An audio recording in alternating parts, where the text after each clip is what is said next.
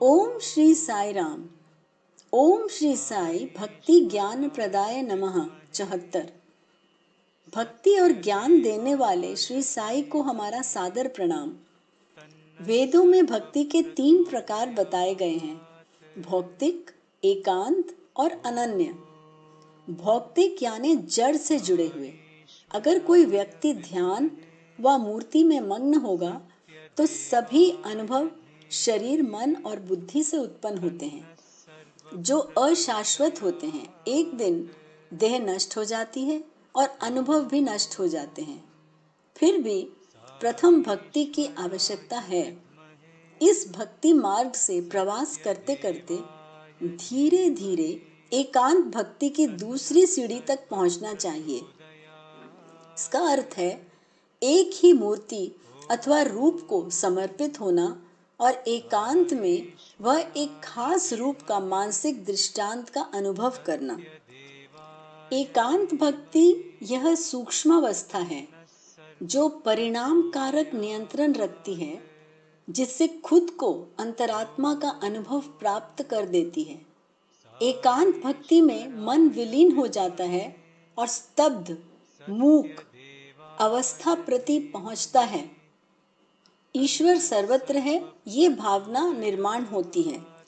स्वामी जी कहते हैं, भक्ति यह पूरे समय तक व्यतीत करने की, अमल में लाने की अव्याहत और अबाधित साधना है।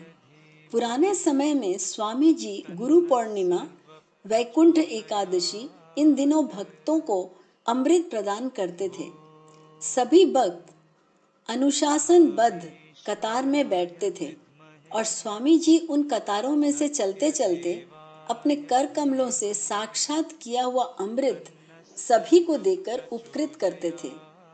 भक्तों को अमृत प्रदान करने के बाद सेवा दल के कार्यकर्ताओं को अमृत प्रदान किया जाता था। एक साल सभी को अमृत प्रदान करके स्वामी जी प्रशांति निलयम की पहली मंजिल के अपने निवास स्थान पर जाने निकले। उसी समय शारदम्मा नाम की एक महिला भक्त स्वामी के पास आई। इस महिला को साई के शिरडी और परती दोनों अवतारों को सहवास का लाभ हुआ था और बोली, स्वामी जी, मुझे अमृत नहीं मिला, मैं यहाँ बैठूं क्या? स्वामी जी ने अनुमति देने पर वह उनके सामने बैठ गई।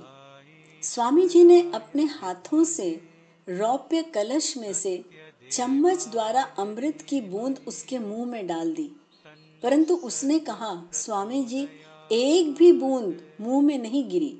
उस पर स्वामी जी ने कहा, दूसरा मौका, और उन्होंने वह चम्मच फिर से कलश में 3 बार घुमाया और वो कलश अमृत से पूर्ण भर गया। बाद में स्वामी जी ने उसके मुंह में अमृत डाला और सभी विद्यार्थियों को अमृत प्रदान किया। इसी शारदम्मा ने स्वामी जी को एक बार पूछा, स्वामी जी, ऐसा कहते हैं कि अमृत प्राशन करने से अमरत्व प्राप्त होता है, परंतु मैंने तो ऐसे अनेक व्यक्तियों को देखा है जिन्हें आपने अमृत प्रदान करने पर भी कुछ समय बाद मृत्यु आ गई, ऐसा क्यों? स्वामी जी ने कहा, मैं अमृत अमरत्व प्राप्त करने के लिए प्रदान नहीं करता, ज्ञान, आरोग्य, भक्ति और सद्गुण प्राप्त करने के लिए अमृत प्रदान करता हूँ। भगवान हमें भक्ति और ज्ञान प्रदान करते हैं जो प्राप्त कर लेने की पात्रता सभी में आ जाए, यही उनके चरणों में प्रार्थना। ओम श्री सत्य साई नाथ अर्पणमस्तु।